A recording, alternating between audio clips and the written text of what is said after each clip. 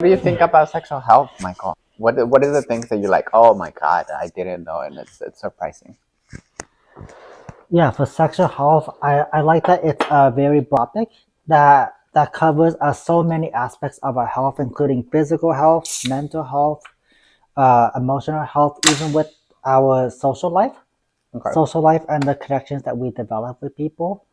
And it's something that is seen as very uh, between different communities. Some communities feel more comfortable with it, such as the LGBTQ plus community. Uh, Other communities, such as heterosexual community, they may feel more shy about it. But again, it goes on a case by case basis, and how each individual is interested in it. Okay. What community do you identify as? Like I community and in general, like in your racial, etc. Yeah, I identify as part of the heterosexual community as a cisgender man, and I have a Asian American, Hmm. Asian American Someone who background. likes K-pop, correct? Yes, Cool. yeah. How is in that community? How do you think that sexual health looks like? Yeah, like from my community, specifically the Asian community. Uh, like in my household, it's considered as taboo. How or like my mom and dad, they never spoke to me about it in person. And like if I were to ask them about it, they would simply say, "Oh, like go talk to the teachers at the school." Hmm. And of course, we know that the education at public schools, it uh, they're shy talking about it too. How they may show more of the just the basics of human anatomy, and how to wear a condom, but that they would not go over other topics as much, such as how to have healthy communication with your partner, like the different types of relationships that could form between people, such as a long-term relationship or Hmm. short-term, where it can include like one-night stands. And these conversations are especially important as the times are changing.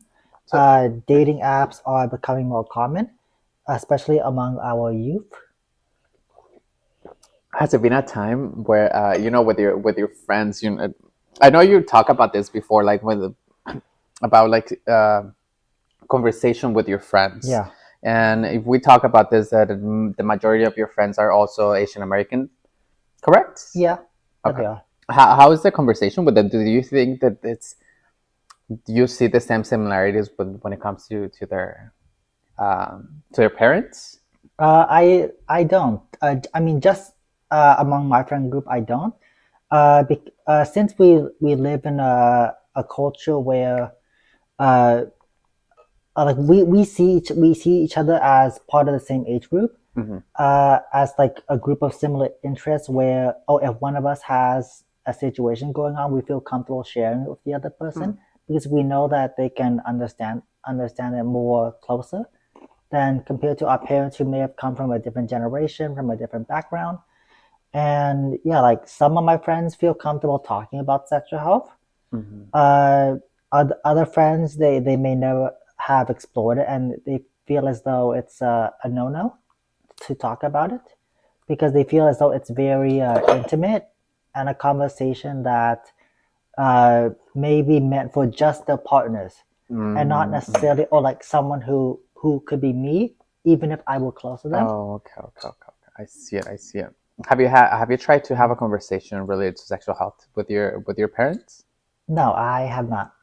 Why? Well, Huh? of course, they know what I do for work, Mm-hmm. and yeah, they don't feel comfortable asking about it. Hmm. Well, of course, they would like to know the very general superficial stuff, like oh, like my work schedule, Mm-hmm. like what I do, my day-to-day tasks, like going to Billa de Frank to do HIV testing and providing PrEP referrals, like explaining what PrEP and PEP are, Mm. and just like giving away safe sex materials at community events such as downtown San Jose. But other than that, they don't really. talk about it. What about condoms? Have they seen like condoms left and right on your, or like you have left some condoms there? And not only for Mm, you, you know, like mm, that is one of those things because it's funny. Where I live, you're going to find condoms everywhere. And this, I personally, I it's isn't they're not on my for me to use, but it's because of work. So I'm just like, oh, there's a condom there. No, oh, there's another condom there. So people might see condoms and mm, like, oh my god, this person is very sexually mm. active. There are condoms everywhere, but it's just my like part of work. Yeah. Has that happened to you or not? Yeah, like I do have some of our programs, thesis materials at my home. Like like just for like storing it for the time being until I Mm-hmm. can Mm-hmm. move it back to Moore Park or another location where we have to do outreach. And yeah, like my parents, they just see, oh, it's just for work. Mm. And yeah, they know that I'm not dating anyone, I'm not single, so they feel as though there's no reason to talk about it, even like, oh, like how to put it on. They just don't approach the subject because they feel as though there is no need. And I mentioned before how I talked to one of my friends, Mm-hmm. and then their dad was interested in it, Mm. and he Mm. and he asked for a good amount of safe sex packets, some condoms, some lubricants, some internal condoms for the whole family, because Oh, that's good. he That's was good. saying that when he was sexually active at 18, being sexually active young and having their first child Hmm. born, And he's uh, Asian? yeah, Oh. So, but he was born. no, he was born in the Philippines. Oh, oh, you know what? That is one of those things. Also, when we say like, oh, Asian in general, we think that all Asians are very close-minded when it comes to sexual health, and it's usually not the case. Filipinos, there's like the majority of the Filipinos that I've met, they're so open about it. It's so nice to see that. It's so Yeah, refreshing to see that when they're really open about talking about sexual health in general. About I remember that I used to work with this Filipino girl, and she was so like her mom right off the bat. I remember she's like, oh, you're pakla, pakla, pakla, which means gay, you know. And I huh, was, and we start talking about it, and she was really open about it. That I was just like, that's refreshing. That is really nice to see that. It's very nice. And in some other parts of Asia, that's a big no. yeah, Especially for instance, Vietnam, yeah, Asia, Chinese, China. I think Chinese yeah, are also yeah. not. Japan, I think they're a little bit more open. Japan, I've heard that they're, according to the statistics provided by the government, their birth rate is the new child birth rate is apparently really low. They're not having enough sex or what? No, they're not. Hmm. Hmm. I'm like, I might go there, but like, it's gonna be the same. I'm not gonna have sex with one, so I'm not gonna help him out. But one of those things. What about Korea? Korea, Because Korea, you know, like K-pop, as you huh? should be aware of that, of what K-pop is. Have you seen an impact, or do you think that it has an impact on us, how we see sexual health? Because I've seen a couple of videos related to like K-pop videos, Yeah, Blackpink. There was this video that I loved. Um, what was the name of that video? It was K-pop. It was Blackpink. It has a name of a color, I think. the name of I don't think I've seen that video. It's beautiful, but they're looking gorgeous. But it's very sexual. The way that they dance, Oh, all that stuff. They're very petite, and a lot of people might have sexualized that. Do you think that it has had an impact on sexual health, or like hmm. just how they perceive sexuality? Yeah, yeah. I've heard of that where one of the singers, she likes to express herself through her dance and through her clothing, and yeah, what we've seen from the fans was that like some fans are more modest, how you know that they prefer her to cover up and they prefer to be more conservative. Mm. While other fans are like, like, oh wow, like, it's really good, like, like you're being yourself, like, go you. Mm-hmm. And yeah, like, I don't, at least I've heard it from that. How do I how does your family perceive, like, what's the perspective? Not only your family, I know that your background related to when it comes to Vietnam, it's a little bit foggy. But how do Asians perceive, or like what's the perspective related to LGBTQ community? To the LGBTQ community, would you want to know about like older adults Other perspective? adults.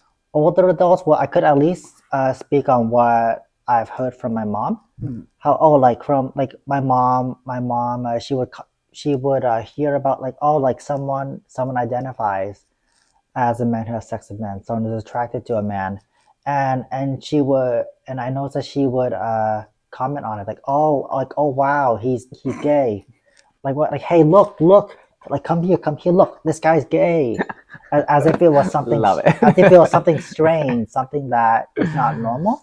Oh, I love it. I love it. Yeah, yeah, it's so interesting. Do you think if Tim yesterday just suddenly decide to be gay, do you think that it would be accept, accepted, or like, yes, would they be okay with it? If I were to tell them that, I think that they would at first be surprised. How about for your community, the Hispanic community? The Hispanic community. What about my Hispanic community? We're very sexual. We have kids left and right. Um, thanks to our thanks to our community, we're not gonna go extinct anytime soon. Uh, we we are a very religious community, so we have this taboo. Like, it's so interesting because I've seen this meme, like, so it's like, oh, when they see something related to something sexual, they're like, oh, I don't want to see that. I don't want to see that, Oh yeah. and they have 10 kids. You know, Huh. so it's just like, bro, like, you don't want to talk about sex, but obviously you've been doing a lot of that. So it's very interesting to see that taboo, like, I don't want to talk about this, but we are practicing it. We One of those things that it's so interesting is that we still follow a lot of the religious beliefs. For instance, now wear a condom Oh. with you, with with your partner, and then you're pregnant, and then you it's one of those things with the Latinos, that they're like, oh, es porque así lo quiso Dios, like, oh, it's like, si Dios, like, that's because that's how God wanted it. Ah. If I got pregnant, oh, it was that was meant to be, and I'm like, bro, why didn't you wear a condom for that, to avoid that? And at the same time, when it comes to other things, I think right now we're doing good with the LGBTQ community. We're more open about that. Again, we're very sexual. We start our sexual interactions at a really young age. Um, I don't know. It probably is the food. I don't know what it is, but we are sexual beings, very sexual. Again, we don't have the same issue as Japan. Absolutely not. If anything, we can definitely export some of our kids there. But besides that, what else? What else is there in my community? Something I did want to add was, oh, like, like, for example, like you mentioned, like someone who is older, how they may have had children, but then they may not feel comfortable talking about it. It could be, at least from my perspective, how uh, generally, like youth is considered a time of like exploration, Mm-hmm. and as you get older, you maybe like want to like settle down, and Mm-hmm. people may perceive it as, oh, like your prime has finished, and that, like, oh, they people may assume that, oh, like older adults, they may have finished their sex life early on, and Mm-hmm. that, there may be no more sex drive, they already have a family, and that, oh, like uh they the older adult may not want to talk about wanting to continue the sex life, to their younger child. That is one of those things too, very important that I'm glad you brought up, is the fact that just because they're old, that's it. That's that they're not having sex. For my community, I feel like that's so common when you're part of the LGBT. I'm part of the Latino community. Um, too, and this is very interesting. The Latino community and the LGBTQ community, because I really enjoy hanging out with all their adults. The Latino community, you hear this sentence, you hear this phrase, "viejo rabo verde," which is like, I don't know how to translate rabo verde, but it's someone who is very Okay. promiscuous, and we see a lot of older adults very promiscuous. So they're like viejitos, like almost with a can, but they want to fuck. They want to they want to have some action, and it's very common in Latinx community.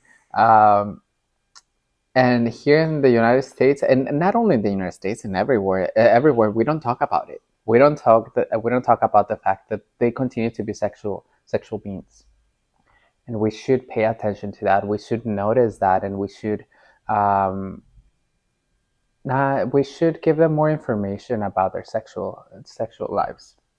This is because, and there are times probably they didn't get the information needed, or Yeah. they didn't have, we as a society, we didn't have the knowledge that we have related to our sexual health. uh, we the Latinx community continues to be very homophobic, especially the previous generations. The generation of my grandparents, and it's something that they still don't see as something normal. And this is part of because of religion. Religion Yeah. tells you that it's bad and you're going to hell. So even if you're hitting your wife, even if you're cheating on your wife, even if you're killing people, you're fine as long as you're not gay. If you're gay, everything goes downhill. Your family, you're a disgrace. You can have an uncle that like rapes or like abuses or molests people. You can have all that stuff, but as long as you don't have a gay person, you should be fine. Which is changing, and it's something that we need to educate our older adults. We should provide that information to all other or older adults to have them in our, not only in our thoughts, but in our have it in our mind, to Yeah. understand that they're sexual beings. If they want to explore their sexuality, they should do it. If probably they don't know how to wear a condom, because at that point they didn't wear a condom. Especially, I'm talking about the Latinx community. At that point, probably the reason why they had 10 kids, it was because obviously they didn't use a condom. So probably that never changed. And as of Yeah. right now, that there are older adults, probably it's not because of the reproductive situation, but STIs. You know, uh, we we don't talk a lot about this topic, but there's this whole thing of like prostitution, and it's there. Yeah. Prostitution is there, and as Latinos, we enjoy that, and especially the immigrant community. Sometimes they come from Latinx countries where they leave their wives out there, their girlfriends out there, and they've been here for so long. They're sexual beings, so they stop being part of this stuff. And if we are now fully aware of where to get tested, how to get that information, you can put yourself at risk. You can put yourself in a situation where you can contract STS and without not even knowing where to go and get tested. Like you did bring up a lot of good points, a lot of stuff to unravel, and something I wanted to start off with was just that, everyone starts off at different points.